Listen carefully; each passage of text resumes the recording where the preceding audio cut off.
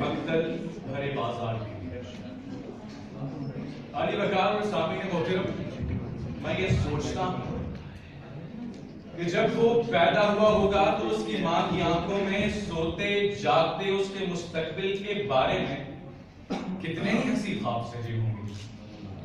جب اس نے چلنا سیکھا ہوگا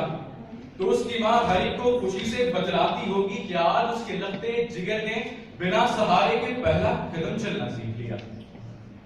جب کبھی وہ ٹھوکر کھا کر گرتا ہوگا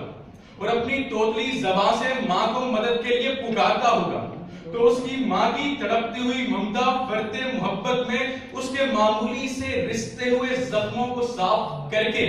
پیشانی کو بوسہ دے کر سینے سے لگا کر خود بھی تو رو پڑتی ہوگی۔ مطلب میں پڑھنے بھیجا ہوگا تو آنکھوں میں امیدوں کے ستارے مزید جھلملانے لگے ہوں گے، مگر علی وقار جب اس کے چاہنے والوں کی امیدوں اور آرزوؤں کا پھل پک کر تیار ہونے ہی والا تھا، ٹھیک اسی وقت اے پی ایس پشاور میں دہشت گردوں نے فوج کی حساس ترین ناکہ بندی کے باوجود گھس کر ایسے نہ جانے کتنے ہی خواب چکنا چور کیے ہوں گے اور ہماری دفاعی صلاحیت پر ایک سوالیہ نشان بن کے رہ گیا کہ ارے اس دیش کو کس نے لوٹ لیا۔ اس بات کا چرچا کیسے ہو جب اپنے محافظ سوتے ہو، پھر شور و شکوہ کیسے ہو جب آگ کی ہلکی ہلکی سی شعلوں کو بجھانا ممکن تھا، اب آگ ہے گلیوں گلیوں میں، یہ ملبہ ٹھنڈا کیسے ہو۔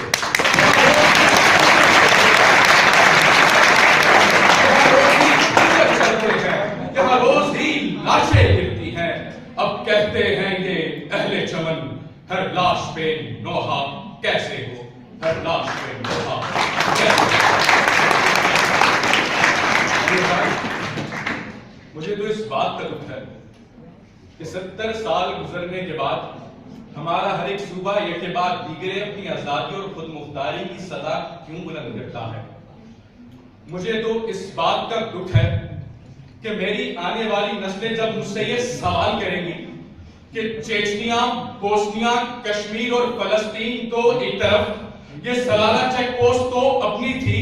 یہ زمین بھی اپنی تھی، یہ فضا بھی اپنی تھی، مگر اس فضا میں جہاز اور لاچوں میں گولیاں غیار کی کیوں کر تھی؟ علی وقار مجھے تو اس بات کا دکھ ہے کہ کہیں بم دھماکہ ہو یا ٹارگٹ کلنگ ہو تو امیر شہر یہ گولی لگاتا ہے کہ مرنے والے کے 1 لاکھ اور زخمی کے 50,000۔ ارے اگر یوں ہی کٹ کٹ کے مرنا تھا تو غلامی میں رہتے نا،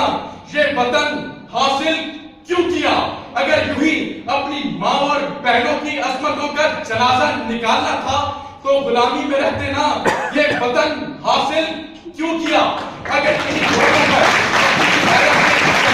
نکالنے تھے تو غلامی میں رہ کر غیرت کے دعوے کرتے، یہ وطن حاصل کیوں کیا؟ علی وقار آج ہماری اس ذلت آمیز خاموشی پہ تو خاموشی بھی تھی اور یہ پاک دھرتی ہم سے چیخ چیخ کر کہتی ہے کہ جس دیش سے ماؤں بہنوں کو اغیار اٹھا کر لے جائے، جس دیش سے قاتل گنڈوں کو اشراف چھڑا کر لے جائے، جس دیش کی کورٹ کچہری میں انصاف ٹکوں پر بکتا ہو، جس دیش کا قاضی منشی بھی مجرم سے پوچھ کے لکھتا ہو، جس دیش کے سادہ لا انسان وادیوں میں ہی ٹالے جاتے ہوں، جس دیش کے مندر مسجد میں ہر روز دھماکے ہوتے ہوں، جس دیش کے حاکم ظالم ہوں، سسکی نہ سنے مجبوروں کی، اس دیش کے ہر ایک لیڈر پر سوال اٹھانا واجب ہے، اس دیش کے ہر ایک حاکم کو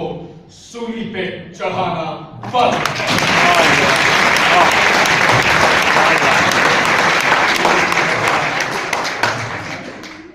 علی وقار آج ہماری شہنائے فیصل سہراب روڈ، لاہور کی مال روڈ لہو میں ملتان ہے، اور آج افسوس سے یہ کہنا پڑتا ہے کہ اٹے اٹے خاک و خوں میں دیکھے، جبین و چشم و ازار میں نے،